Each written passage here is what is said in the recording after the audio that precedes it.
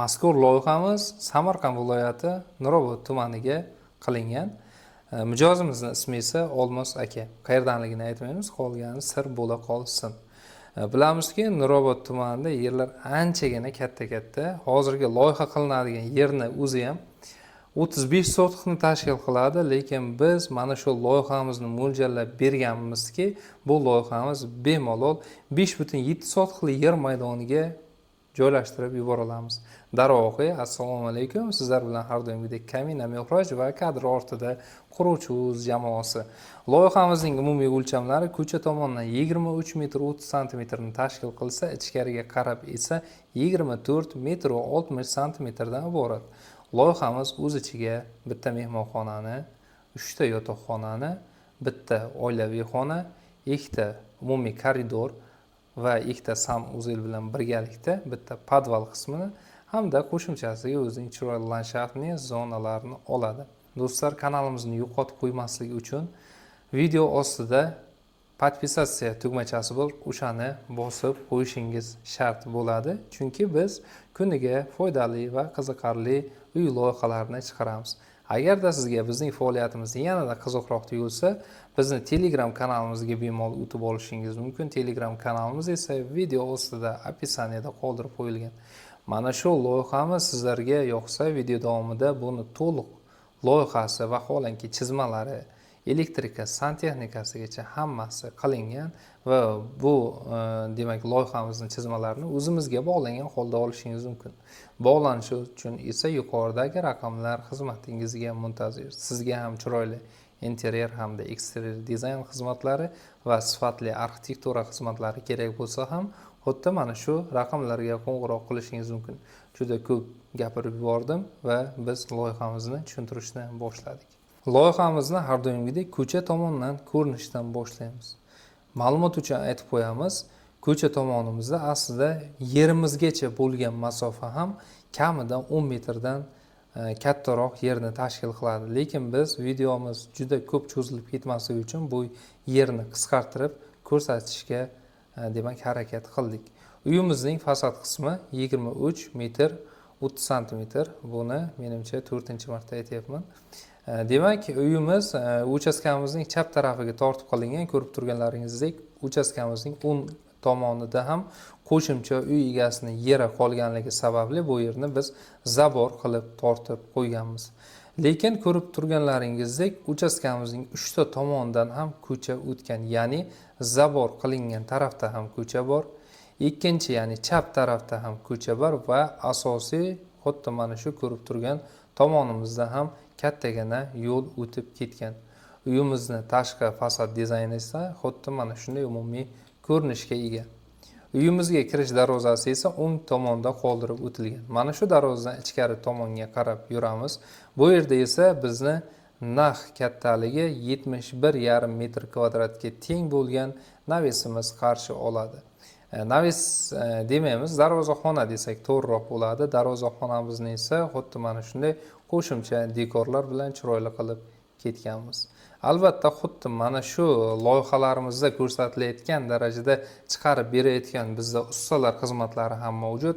Fasad deysizmi, fundamentdan kirishigacha bo'lgan ustalar xizmati ham mavjud.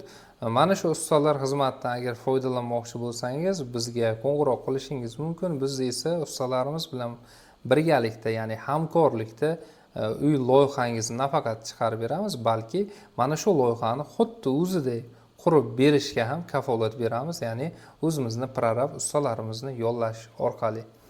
Biz esa yana davom etamiz. Navesimizdan to'g'riga qarab yuramiz, ya'ni darvozaxonamizdan to'g'riga qarab yuraverishda chap tarafda bizni podvalga tushish uchun zinamiz qoldirib ketilgan. Uyimizni xuddi mana shu xonamizni osti, ya'ni oshxonamizni osti podval sifatida qoldirib o'tilgan va bu podvalimizning kattaligi 19 metr kvadratni tashkil qiladi.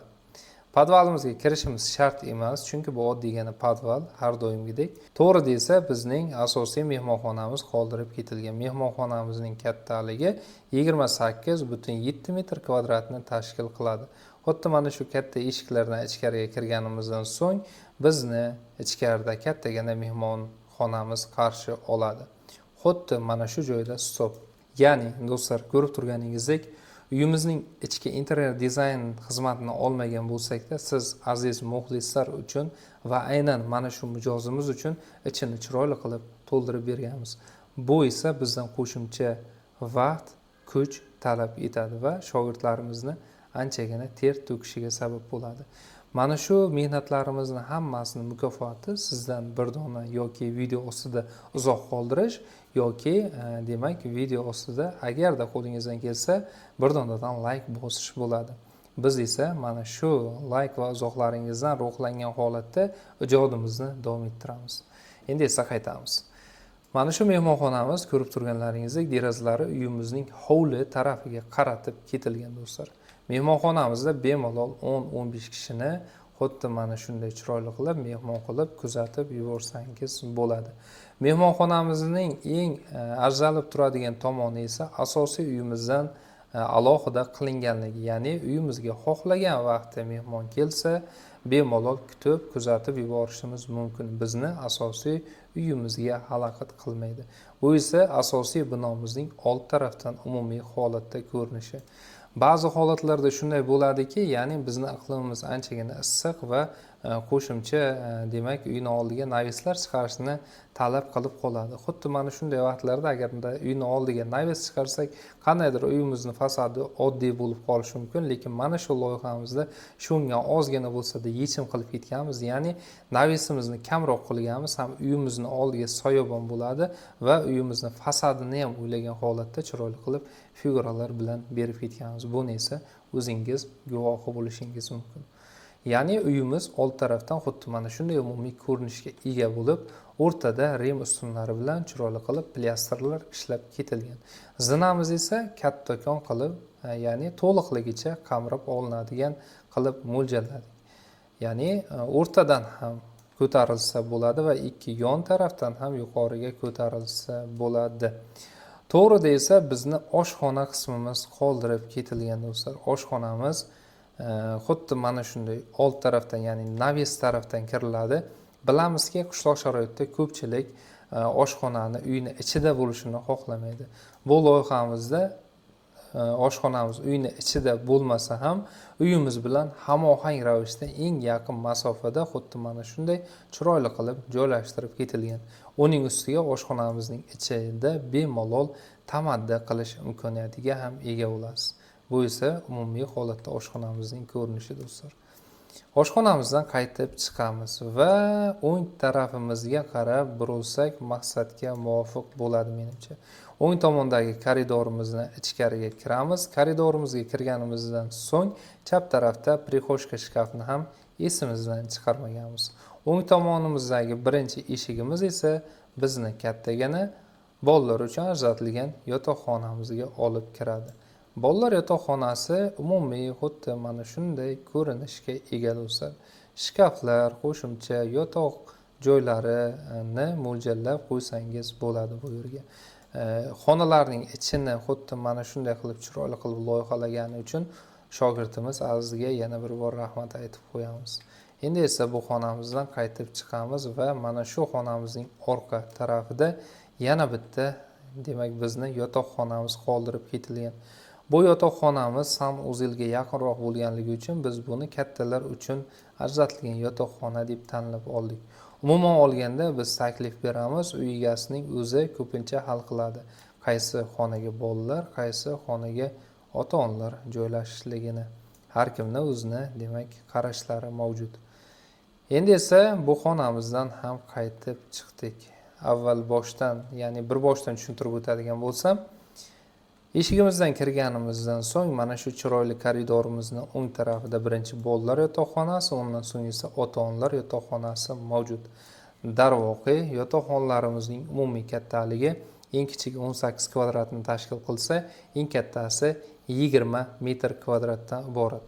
Va xuddi mana shu ota-onalar yotoqxonasining yon tarafida esa umumiy sanuzelimiz qoldirib ketilgan. Ya'ni mana shu o'ng tomondagi demak oila vakillari uchun ajratilgan sanuzelimiz hisoblanadi. Sanuzelimiz ham ko'rib turganlaringizdek anchagina katta. Bu yerga bemalol bitta unitaz, dushoy kabina hamda rakvinalarni joylashtirib qo'ysak bo'ladi do'stlar. Qaytib tashqariga chiqamiz va chap tarafga qarab yurishimizni boshlaymiz. Uyimizni 3dan birini, ya'ni asosiy uyimizni 3dan birini tushuntirib o'tdik. Bu yerda esa, ya'ni ikkinchi koridorimizdan kirganimizdan so'ng o'ng tarafda ham xuddi mana shunday shkaf qoldirib o'tilgan.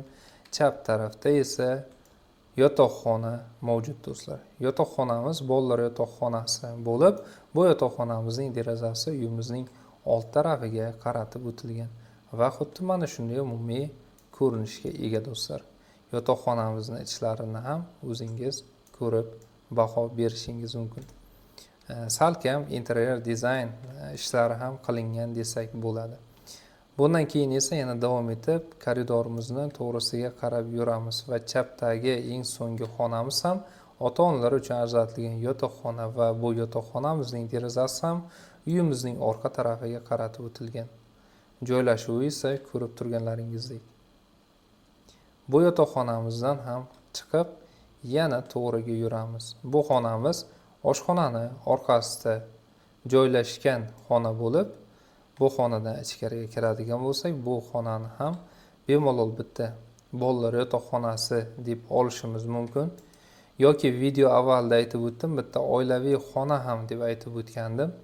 Sababi mana shu xonani ixtiyoriy qoldirsak bo'ladi, yoki oilaviy xona yoki bolalar yotoqxonasi. Agarda siz uchun mana shu loyiha chizilgan bo'lsa, siz qaysi xonani bu yerga joylashtirgan bo'lar edingiz? Bolalar yotoqxonasimi yoki oilaviy yotoqxonanimi? Fikr mulohazalaringiz biz uchun qiziq va uzoqlarda kutib qolamiz do'stlar. Koridorimizning eng so'ngida esa umumiy san'at zalimiz ikkinchi taraf uchun ham qoldirib ketilgan. Xuddi birinchi tarafdagisi singari. Endi qaytib tashqariga chiqamiz. Uyimizning old qismida esa kattagina landshaftning zonasi, qo'shimchasiga favvoralar, to'g'rida esa vodopodlar bilan joylashtirib ketilgan. Va eng so'ngida bitta besetka qoldirib ketilgan. Besetkani oldida esa qo'shimchasiga yozgi oshxonamiz ham mavjud. Aslida yer maydoni anchagina katta bo'lganligi sababli albatta qishloq sharoitida bitta hojatxonani chetroqqa joylashtirib qo'yiladi. Shuning uchun biz buni uy egalarini o'ziga qoldirdik. Hurmatli kuzatuvchilar, agarda videomizni siz aynan mana shu joyigacha sabr qilib kuzatgan bo'lsangiz, demak sizlarga bizni sovg'amiz bor. Ya'ni uyimizga ketadigan rasxod materiallarini qisqacha bo'lsa ham aytib o'taman. Ya'ni umumiy olganda uyimizning podushkasi hamda fundamentiga birgalikda 105 metr kub beton ketadi va uyimizning materiali pishgan g'ishtdan qilingan, ya'ni pishgan paltarashka g'ishtdan qilib hisoblangan. Bunda bizga mana shu loyihamizni xuddi shu holatiga kelguncha pishgan g'ishtimizdan 53600 dona pishgan paltarashka g'isht kerak bo'ladi va tomimizning umumiy kvadrati 460 metr kvadratni tashkil qiladi. Agarda siz mana shu loyihani olsangiz, javob beraman. 460 metr kvadrat plus minus 10 kvadratdan oshmaydi. Ustiga ketadigan profnastilingiz. Xuddi mana shunday do'stlar, bugun qisqacha mana shu loyihamizni ko'rib o'tdik. O'ylaymanki, loyihamiz sizlarga yoqdi. Qayerdadir kamchiliklar bo'lsa, mayli uni ham aytavering, chunki har kimda kamchilik bor, biz esa tuzatishga harakat qilamiz. Sizlar bilan har doimgidek Mehroj, bizdan uzoqlashmang.